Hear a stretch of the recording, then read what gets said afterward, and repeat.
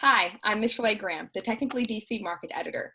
Technically is a news site that grows local technology communities by connecting organizations and people through news, events, and services. This is Technically DC Diaries, a pilot interview series where I will talk to local technologists and startup leaders about themselves and why they do the hard and good work that they do. For this edition, I have with me David Wilson, a principal at Franklin Advisory. Thanks for joining. Welcome, David. Thank you so much for having me. Huge honor. Yes. I just want to be transparent and say this is the first time I made it through my intro on the first try. So I'm excited. We're already on a good start. So Okay, first, hopefully I don't drop the ball. Hopefully I don't kill the no, momentum. come on, don't embarrass me, David. All right. So let's jump into it. How did you first get into tech/entrepreneurship? Yeah. I was doing I was doing Teach for America in Brooklyn, and that was just right outside of college. I worked for this really awesome school network called Uncommon Schools in Brooklyn. And I've always been very concerned about empowerment, right? So for communities, especially communities that are kind of on the come up, or they have a lot of different, every community has a lot of assets, right? And for various reasons, those assets sometimes aren't able to come together in a way that will lift the entire community up. And there's a lot of different reasons for that. My mom is a dean of a college of education. So I graduated from undergrad with a degree in economics, went to Teach for America thinking that the idea was going to be, all right, I'm going to do Teach for America, and then I'm going to try to go get a PhD actually in education. And I'm going to try to get involved in the education world. I really wanted to become a mid-level superintendent, a mid-level person at a major city's Department of Education pretty quickly, pretty young, and then try to become the youngest state superintendent for Alabama. And so move back home to Alabama and be the youngest state superintendent for the state of Alabama at some point. While I was doing Teach for America, teachers, it's so hard. It's so hard. And I knew that I wasn't going to try to go get a PhD and try to lead education if I didn't spend 5 to 7 years in the classroom. Yeah. And teaching's just so hard. So I just said, I'm not gonna do this for 5 to 7 years. I just was like, I'm not gonna do it. And so that kind of started to shift what I was thinking of doing. And really, for one of the first times during Teach for America, I was just reading a lot. And I've always been interested in policy and politics and education. And so I was reading a lot of books about politicians like I always had. But I also started to read books about business leaders, right? So I started reading, I read The Snowball, that's about Warren Buffett. It's this really long book about his life. And I was just, really drawn to him, growing up in Nebraska and not having this super traditional background, but seeing all the success that he had. And I was very drawn to how he kept Berkshire Hathaway in Nebraska and didn't move it to, like a New York, like a big financial center. And I started thinking, man, just having Berkshire Hathaway in Omaha, Nebraska, like how big of an asset that is for that state and for that region. And then I just started, reading a lot, just about a lot of different business leaders. And I started to really get drawn to, okay, how can we, the impact that when an entrepreneur or a group of entrepreneurs from a community can come together and build something, especially if they keep it in the community where they were, like physically headquartered, how much of a benefit that can be for that community or for that group. And I tend to think in geographics. So I'm very passionate about Latin America and startup communities in Latin America, particularly Colombia. They're doing just some awesome things from a government public-private partnership to boost startups like Rappi, which has had huge success. And I also have a lot of thoughts about the Southeast, the Midwest area, but basically any area that's not in the Boston, San Francisco, or New York metropolitan areas. And so at some point, my vision started to shift. Okay, my way of helping with empowerment isn't necessarily going to be directly working in education, although I do still want to be involved. It's actually, there's just a lot to be said about when a community can come together, because it takes a village to build a startup, right? It takes angel investors, it takes capital, it takes hiring, it takes teams, it takes customers, it takes all these different things. And when people feel like they can build something, and it's a part of that community, like I've seen with Rappi in Colombia and in Bogota, those founders of Rappi, if you're a promising founder in Colombia, Rappi's got Andreessen Horowitz investments. They were Y Combinator. They're doing all these amazing things. Everybody was telling Rappi, hey, you have to move from, if okay, you can stay in Latin America, but you need to leave Bogota and you need to go to Mexico City, or you need to go to Sao Paulo. And they said, no, we're staying in Bogota. And any Colombian founder that has a good startup, I mean, a lot of them, they're texting with the founders of Rappi. So you've got these people that, I mean, they're probably worth, over $1 billion now. And you've got a company that's doing their first $5 million in ARR. But if you're Colombian, they're going to help you, and they're going to help you come up. So I think a lot in terms of geographics, but this could also obviously be applied to groups that are based on identity. It could be based on, identity as far as, gender, or it can be based on a lot of things, but just the power that entrepreneurship can have on a community feeling that they came together and they built something is huge. Awesome. So let's talk about your current role. Can you first tell me what Franklin Advisory does, and then also what does a day in the life of a principal at the company really look like? Yeah, so Franklin Advisory, what we believe is that entrepreneurship is one of the most effective ways to empower people and communities. So that ties back to that theme that we were talking about earlier. So what we do right now is we help institutions build programming around that, right? So if you're a university and you want to get people more involved in the venture capital space, or you're a government and you want to build accelerator programs, or look at what are policies that we can be doing to build our startups and build our entrepreneurship space, we're there. If you're a corporation and you say, hey, we're a 100-year-old corporation and how do we get involved in the startup space? Like, what do we do with this? We're there to help you with that. So if you're an institution, primarily right now, it's if you're a medium or a larger size institution, and you want to figure out how do we build our community and our stakeholders, however you define that, in the startup and entrepreneurship space, we come in and we help you do that. Gotcha. Awesome. So second question. Yeah. Principal. Yeah. Okay. So I actually started the company. And I started the company when I was in business school at Georgetown. So I was getting my MBA at Georgetown, and I had a great experience at this venture capital firm. I had an awesome boss. His name is Ben Ebenezer, and he's still a huge mentor to me, and just amazing person. Took me under his wing. And, I said, look, I'm going to come in every day. I was studying in business school. I said, I'm going to come in every day, and I'm going to just make your life easier. And I said, if I could, because he had a lot of responsibility. Now he has a big staff, but when I got there, it was almost just, me, him, and then a couple other people that were part-time. Now he has an actual full-time staff. But I said, man, this is a lot for you. And he's brilliant, right? So I think that when you're a student and you're young and you see somebody above you who's just really good, my mindset was, look, if I just help him and I make his life easier, I'm going to learn a ton.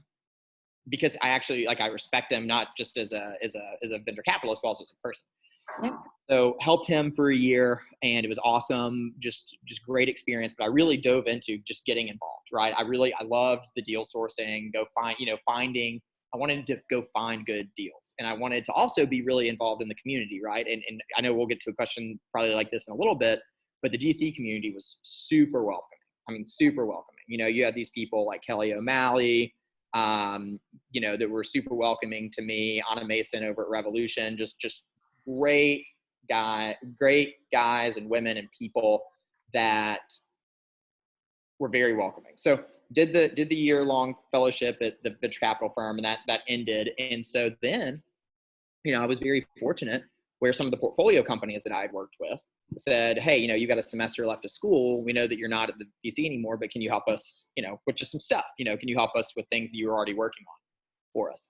And I said, sure, let's do it. I reached back out to the VC firm, and they said, yeah, if you're supporting our companies, that's win-win for everybody. Then, kind of started doing that. Things went well. They started telling their friends. So now I'm looking at my last semester of business school thinking, man, okay, this is great. I want to take out as many loans, So that was kind of my thought process.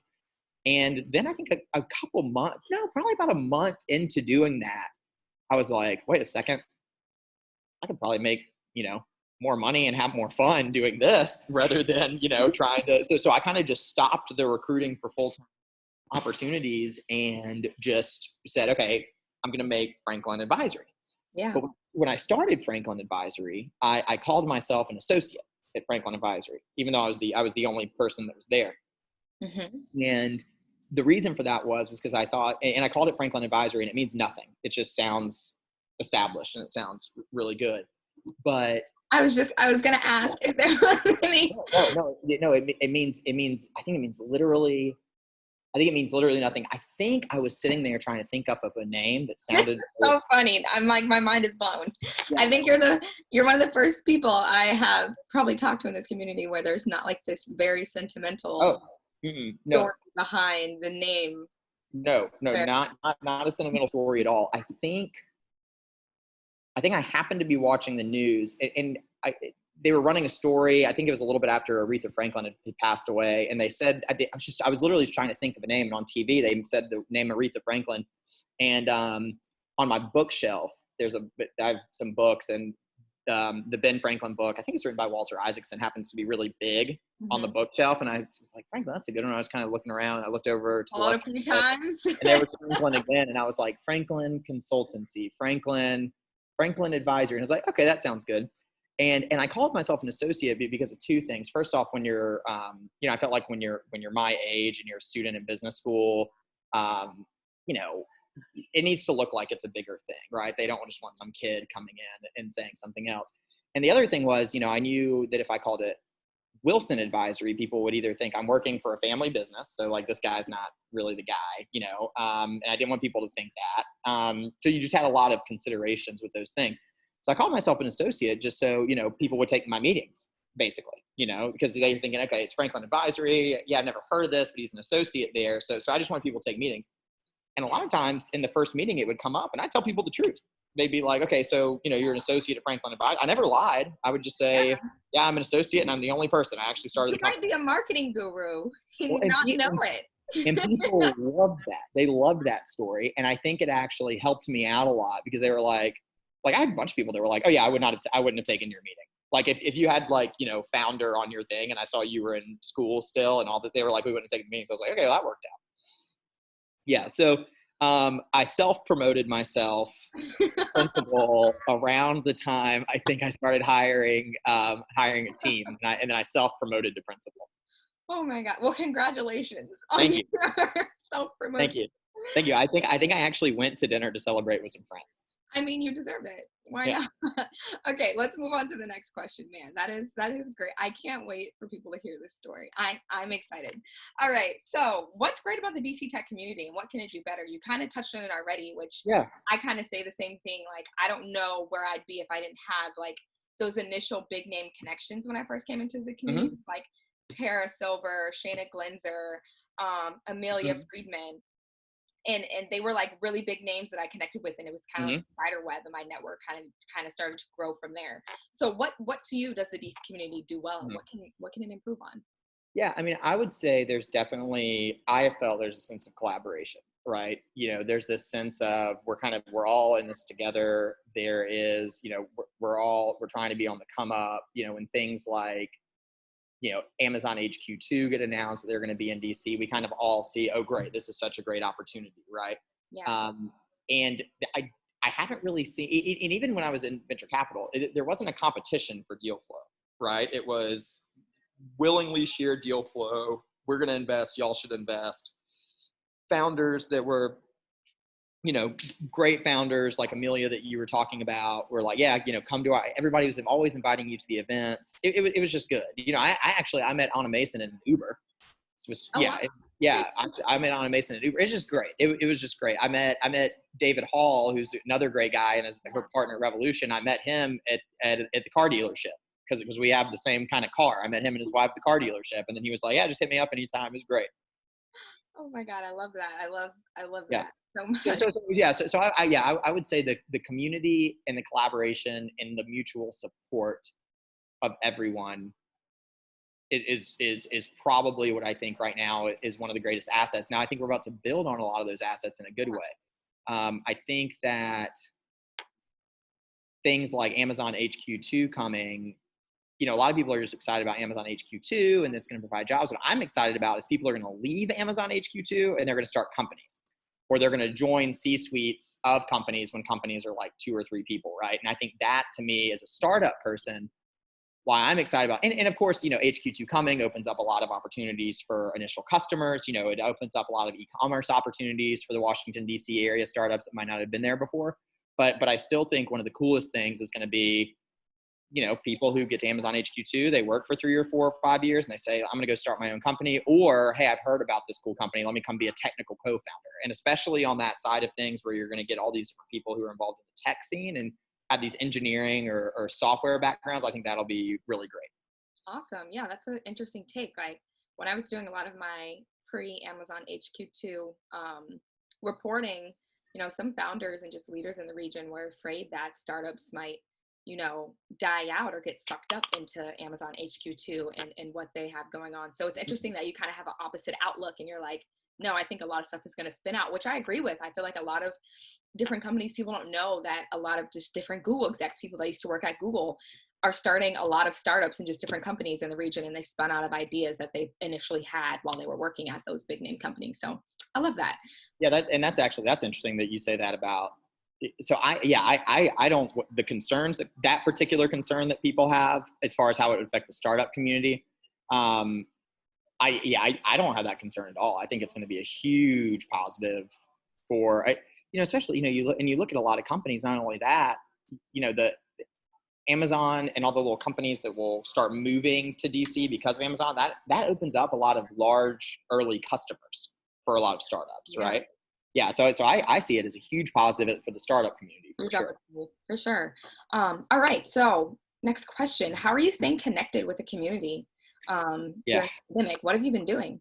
Yeah. So it's hard, and I know you and I have talked a little bit about this, but one of the most, talking about the collaboration of the community, after I graduated business school and I was in DC, a lot of my fun social life stuff was revolving around, hey, Cushman & Wakefield is going to host a startup event happy hour, or technically is going to host an event.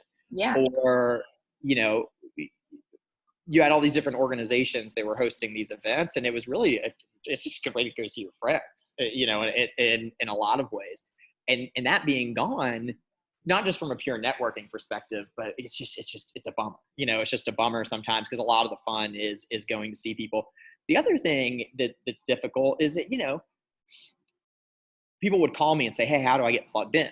Right. And I would say, hey, come with me to this event, come with me to this Technically event, right? Technically events are a really great way for you just to see a whole lot of people that are very relevant and very passionate about the startup community or the venture capital community. And you're going to get to meet all of them very quickly over a, 2, 3, 4 hour period.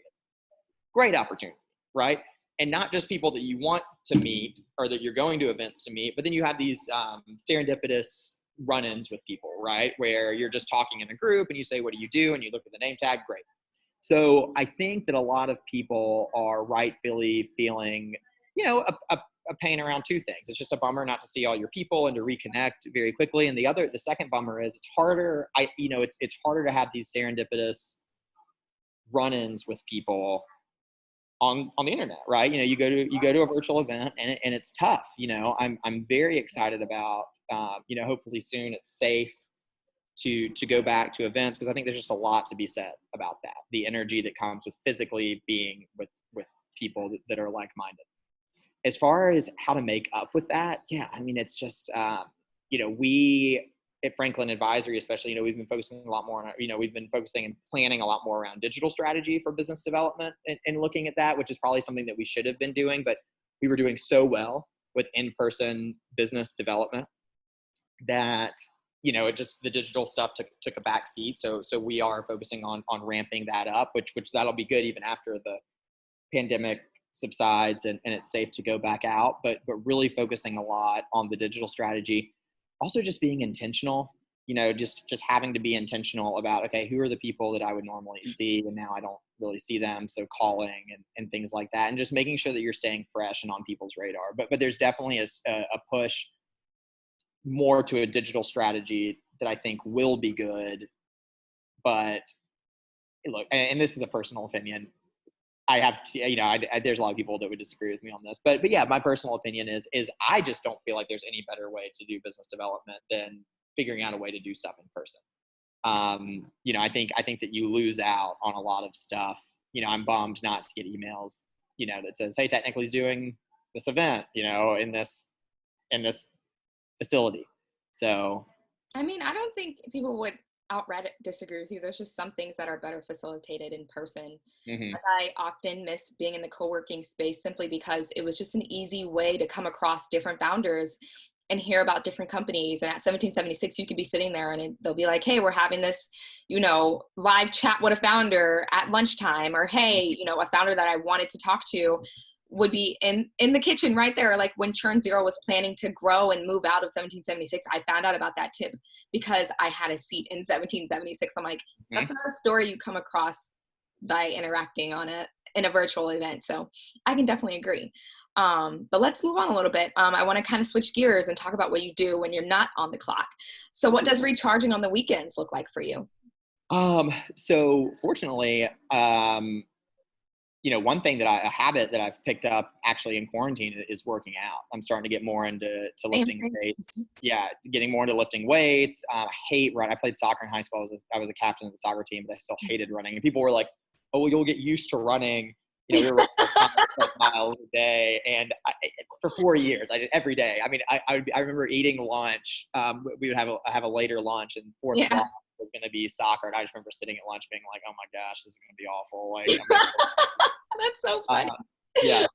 So the cardio stuff I'm not as into, but I have started getting into to weights, which has been interesting, and I feel good, and it's putting me in a very, it puts me in a good mood, especially. I'm the kind of person that likes to be with a lot of people, and kind of talking about the events. A lot of it's just a personal preference. And so having the weights and stuff is good. I've been getting to visit my family a lot too in quarantine. I think you're probably feeling a little bit of this. Washington, D.C., we went on such a hard lockdown to keep people safe. And, clients don't want to meet and people don't want to meet for stuff. And so I was just in my place in D.C. just alone a lot. And I said, well, I can keep doing my business even if I fly home to Alabama to visit my family. So I've been getting to see my family a lot, which has been great, and getting to spend a lot of time with them. I love to read. I actually sing and play guitar. I've had a band a couple times. What? You're in a band? You are blowing my mind today. I did not know any of these things about you. Yeah. So we had running. You're in a band. Franklin Advisory means nothing. What else are you going to surprise me with today? Yeah. So in business school, we had a band called Cost of Capital, and we played a couple of times, and it was awesome. We actually had some really talented musicians in that, but I'll still pick up my guitar and sing on my own. And just like hanging out with friends. I've got a really, really good, that's been another good thing. I've been flying home a lot more, or traveling back home a lot more to see my family and my friends. And, I have a really close-knit group of friends from growing up. And, when you're in DC and there's a lot of hustling going on, you don't have as much time to, physically travel back home and see them. So it's just been great to reconnect with them. But I think just spending time with people that I care about is the best way for me to recharge. It's just having fun on a Saturday and a Sunday. And then about Sunday afternoon comes back and I'm like, all right, enough fun. I'm ready to get back, because then the work becomes fun again. But I think it's really important. I always take one day on the weekend to do, I don't touch work one day on the weekend. And I think you just have to do it, because I think that if you don't, what I was finding about myself was that then I was being less productive during the week. Yeah. Ooh. So. Awesome. All right. So the big question, if you could describe yourself in 3 words, what would they be? You can only pick 3. Okay. And they cannot be Franklin Advisory. Okay. So passionate's definitely one. Awesome. I have to tone myself down. And I've actually had this problem. I remember in elementary school, teachers getting mad at me, but when a teacher would say something that I had a lot of opinions on, I just had to tell them, I would be so excited, right? It was like this little thing and it was never an argumentative thing. It was just more like, I'm so excited to like tell, but so passionate in a way where it almost literally bubbles out of me. And so sometimes I have to keep it more internal, but definitely passionate about different aspects of things. And when I get passionate about stuff, I could just sit there and talk about those particular topics for forever. So passionate would be one. Exploratory. Would that be exploratory? Maybe another way. Exploratory, yeah. Basically, I just like to figure out. And I'm starting. Gosh, in the pandemic, you can't really do this, but I've gotten really into learning a lot more about different cultures based on geography, right? So when this pandemic's over and people can start traveling again, I've now accumulated all these airline points and hotel points.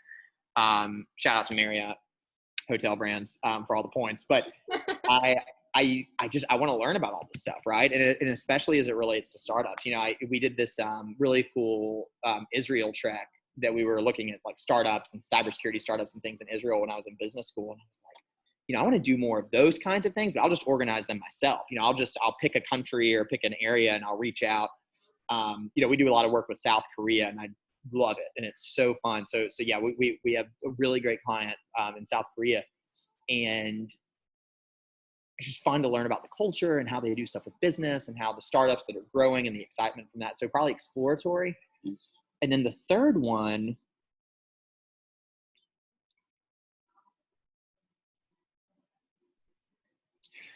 I think, I'm not going to say that I'm more this than other people, but I hold this in a very high regard. But empathy, I think, is very important, in the ability to put yourself in another person's shoes and kind of think what they're thinking. And, from a personal perspective, I think it's a really good quality to have, because it helps you see the good. And I mean, for like the vast majority the vast, like 99.99999%, like people kind of have like very similar underlying values, right? Like they want to feel safe, they want to feel happy, they want to feel like they have opportunities to grow. And, they want people to love them, they want to feel loved. And so regardless of where people end up coming from on certain things, there kind of always is this underlying thing. And so to be empathetic and put things in people's shoes, I think it's also been good. It's happened to become good in business because it also allows me to put myself in potential customers or into client shoes about things and start to think, okay, like where are they coming from on this? And it becomes a lot less about me. And it becomes more about the other person. So I'd probably say empathetic, exploratory, and passionate would probably be the three things. Awesome. I would have to agree with those. All right. Did I do it? I did good? Yes. That was the hard one. That was the hard one. I told you it was going to be a hard one. Yeah. I feel like people can describe it in so many different ways. So, but I think the true words we pick are the ones that first come to your mind. So yeah. All right. Any last words? This can be your time to share upcoming events or announcements from your company, or just any personal things you want to talk about. Yeah, I want to take the time, shout out to the team, Franklin Advisory team. We've got a lot of really great people. And, when you're building a company that's especially, a consultancy company, it's all about the team, because you can only, the original person, especially in a consultancy, they can only do so much, right? You can only advise people so many things. So to make something like this work and the growth that we have is totally team-based. And then doing that in the culture with each other, making sure that we're protecting each other and looking out for each other, and then being effective for clients and adding a lot of value to clients. So shout out to the team. And also just, thanks to y'all. Technically does such a great job of, I think one of Technically's biggest strengths is y'all are really good about bringing interesting perspectives to stories. And that's one thing that I really appreciate about Technically is kind of, when I read a story from Technically, there's always these nuances that make me consider things that I hadn't thought of before. So it's not just, hey, like here's this thing that's going on, but y'all are very good about being creative and innovative, even with this video series that you're doing. Yeah. To figure out how's like an interesting spin that we can bring in on things. Especially even with the video series, just asking like personal questions, like what do you do to recharge on the weekend? So shout out to Technically, shout out to my team for everything, and thanks for having me. Yes, of course. Thank you. Thank you everyone who has been watching. This has been Technically DC Diaries. I'm Michelle Graham, and we'll be back with another episode soon.